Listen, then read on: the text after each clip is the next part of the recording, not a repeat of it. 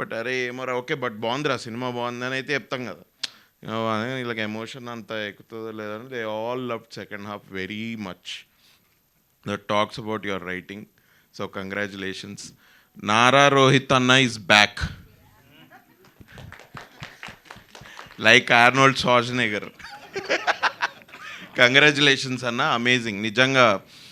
నేను నారా రోహిత్ అంటే అన్నని సెట్ మీద కలిసినప్పుడు అన్న ఏంటన్నా చాలా టైం ఏంటి మధ్యలో మానేసావా ఇదంటే నేనేం మానేయలేదు, గ్యాప్ తీసుకోలేదు, just working on the scripts, మంచి సబ్జెక్ట్స్ తోటి వద్దామని అనుకుంటున్నా, ఇక కోవిడ్ వల్ల అది గ్యాప్ ఇంకొంచెం పెరిగింది అందుకని అట్లా అనిపిస్తుంది అన్నారు. But true to his words I think మీరంతా మీ ఇద్దరు కలిసి బాగా కష్టపడి స్టోరీ మంచి సెన్సిబిలిటీస్ ఉంటాయి రోహిత్ అన్నకి. That is the only reason story first విన్నప్పుడు నేను కొంచెం అవ్వాకైనా okay this could work, this is working అని I came to be a part of this film and I'm really happy. Thank you Venkatesh for giving this opportunity and congratulations అన్న. నిజంగా ఒక 4-5 years కదా కష్టం ఈ స్క్రిప్ట్, మీరు మీ జర్నీ.